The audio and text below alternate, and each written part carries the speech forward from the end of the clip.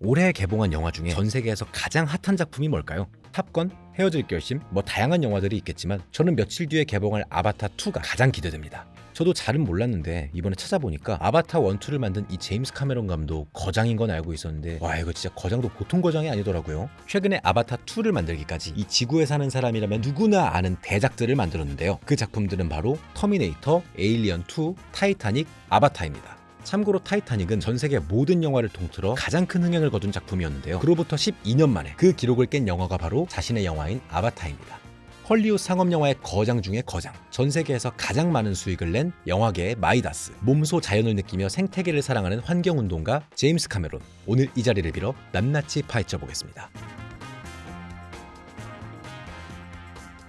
때는 1954년 8월 16일 캐나다 온타리오주에 한 사내아이가 태어났는데요. 이 아이의 이름이 바로 제임스 카메론입니다. 이 어린이 제임스 카메론은 태어날 때부터 영화 아바타를 기획하기라도 한 건지 어릴 적부터 장난감 로켓이나 비행기를 만들면서 놀았고 50년대 SF 영화나 소설을 열심히 읽으면서 자랍니다. 뿐만 아니라 아버지의 카메라로 자신이 만든 장난감 로켓들을 찍으면서 특수효과를 만들어 보기도 하죠.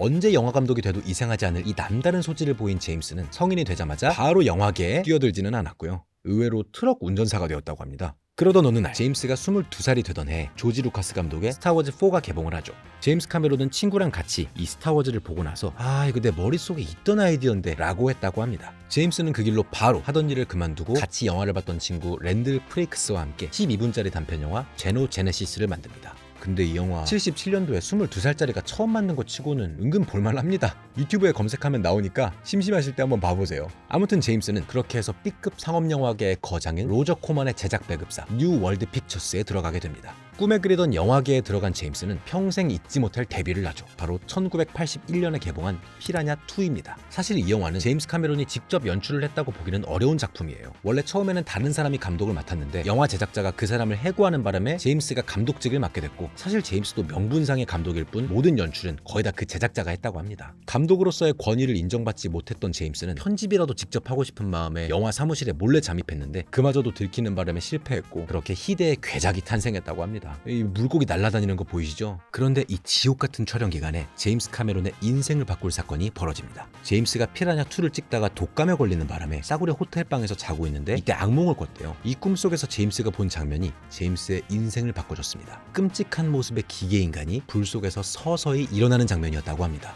이 꿈 어디서 많이 본 것 같죠? 네, 제임스는 그 길로 터미네이터를 만들었습니다. 터미네이터의 제작비는 우리 돈으로 64억 원 정도인데 미국에서만 380억, 해외에서는 800억을 벌어서 대성공을 거둡니다. 이때부터 제임스 카메론은 팔자를 핀 거죠. I'll be back. 제임스는 터미네이터 이후에 다양한 영화들을 만들었는데요. 우선 에일리언 2를 만들어서 그 어렵다는 속편을 흥행시켰고, 이후 어비스, 터미네이터 2, 트루라이즈를 만들면서 컴퓨터 그래픽의 한계에 도전했습니다. 여기서 재밌는 여담이 하나 있는데요. 이 어비스라는 영화에 물줄기가 외계인으로 변신하는 장면이 있거든요. 이때 사용된 그래픽 프로그램이 훗날 포토샵이 되었다고 합니다. 아무튼 당시에 제임스 카메론은 그냥 SF 영화를 잘 만드는 감독 정도였는데요. 1997년에 이 지구에서 손에 꼽힐 만큼 유명한 영화 한 편을 만듭니다. 바로 레오나르도 디카프리오와 케이트 윈슬렛 주연의 타이타닉이죠.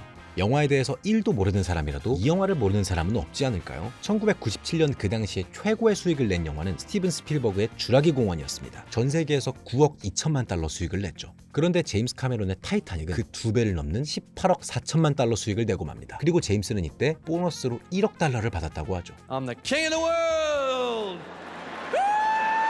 그리고 제임스 카메론 감독은 무려 12년 동안 쉽니다. 그냥 가볍게 다큐멘터리 영화 몇 편 정도만 만들 뿐이었죠. 그래서 일각에서는 제임스 카메론이 타이타닉 이후 작품에 대해 큰 부담과 고통을 받고 있다는 루머가 돌기도 했습니다. 하지만 사실 제임스 카메론은 프로젝트 880이라는 신작 프로젝트를 열심히 준비하고 있었죠. 예상하셨겠지만 이 프로젝트 880이 바로 영화 아바타 제작 프로젝트였습니다.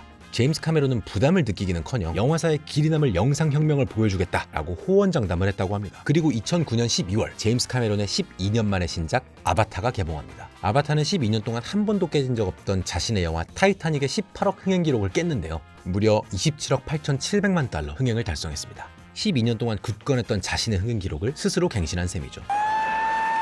그리고 바로 지금 2022년 12월, 이번에는 13년 만에 엄청난 신작으로 복귀합니다. 여러분들이 기다리시는 바로 그 작품, 아바타 2 물의 길이죠.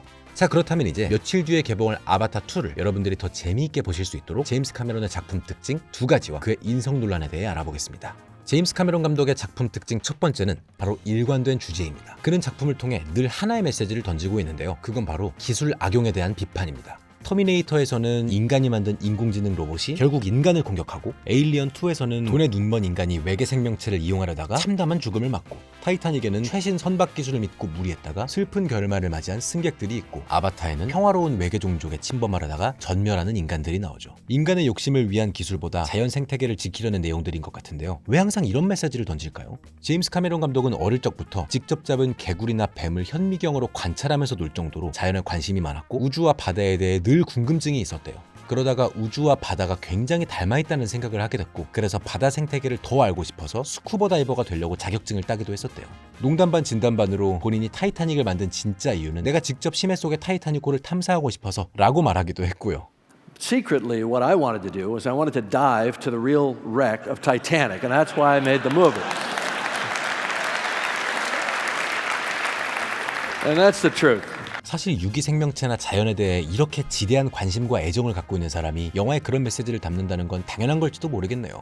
제임스 카메론 작품의 두 번째 특징은 바로 강인한 여성 캐릭터입니다. 터미네이터의 사라 코너부터 에일리언의 엘렌 리플리, 타이타닉의 로즈, 아바타의 네이티리와 그레이스 박사까지 그의 서사에는 이렇게 주체적이고 파워풀한 여성 캐릭터가 주연을 맡고 있는데요. 이는 제임스 카메론의 아이콘처럼 여겨지기도 합니다. 그가 이렇게 강인한 여성 캐릭터를 좋아하게 된 이유도 어릴 적의 기억 때문인데요. 옛날부터 강한 남성 캐릭터는 많이 봤는데 강한 여성 캐릭터는 보지 못했던 걸 이상하게 여겼고, 이에 대한 반발심으로 강한 여성 캐릭터를 많이 만들게 됐다고 하더라고요. 근데 요즘에는 여러 영화들의 주체적인 여성 캐릭터가 많이 나오잖아요. 그렇다 보니 제임스 카메론도 굳이 억지스러운 상황을 연출하면서까지 여성 캐릭터를 고집하고 싶지는 않고, 이젠 성별에 관계없이 주체적인 캐릭터를 만들고 싶다라고 했다고 합니다. 자, 그러면 마지막으로 제임스 카메론의 인성 논란에 대해 간략히 알아보겠습니다. 제임스 카메론은 촬영장에서 아주 괴팍하기로 유명한데요. 영화 촬영장에서 욕은 기본이고, 소리를 지르면서 책상을 뒤엎기도 하고, 마음에 안 들면 바로 해고해버리면서 스태프들을 아주 열심히 쪼는 것으로 유명하다고 합니다. 제임스 카메론이 이렇게까지 하는 이유는 그의 완벽주의 성향 때문이라고 주변 사람들이 말하는데요. 그렇게 폭력적인데도 본인이 누구보다 열심히 해버리니까 아무도 뭐라고 하기가 좀 어려웠다고 합니다. 근데 뭐 아무리 완벽주의고 열심히 한다고 해도 폭력적인 행동을 하는 게 용납될 순 없죠. 그래서 제임스 카메론은 당연하지만 영화계에서 이미지가 좋지 않았다고 합니다. 그러던 제임스 카메론의 성격이 크게 바뀌게 된 계기가 있는데요. 나사 과학자들과 함께 심해 탐사를 간 적이 있는데, 이때 다른 사람들을 존중하며 함께 일하는 과정에서 생기는 유대감을 배웠고, 아바타 1편을 만들 때부터는 스태프들과 유대감을 쌓으면서 다 같이 좋은 마음으로 일했다고 합니다. 이건 사실 뭐 스태프들 얘기도 들어봐야 하기는 하는데, 에일리언 2와 아바타에 둘 다 출연했던 배우 시고니 위버도 제임스 카메론이 순해졌다라고 말한 적이 있긴 하더라고요. 어릴 적부터 영화에 대한 남다른 관심으로 이제는 세계적인 거장이 된 한 영화광, 무한한 상상력으로 세상에 없던 이야기와 볼거리를 만들어내는 한 아티스트, 장엄한 자연을 직접 체험하는 데 망설임이 없는 도전가 제임스 카메론. 그의 작품은 관객의 설렘을 완벽하게 충족시키면서도 이 시대에 전해야 될 메시지를 아주 매력적으로 전하고 있는데요. 과연 이번에 개봉할 아바타 2에서는 어떤 상상력과 메시지가 들어있을지 기대가 됩니다. 사랑하는 우리 동아리 부원 여러분, 지금까지 영화감독 제임스 카메론에 대해 이렇게 알아봤는데, 그의 신작 아바타 2 꼭 보실 거죠? 거장은 우리를 배신하지 않습니다. 그럼 재밌게 보세요.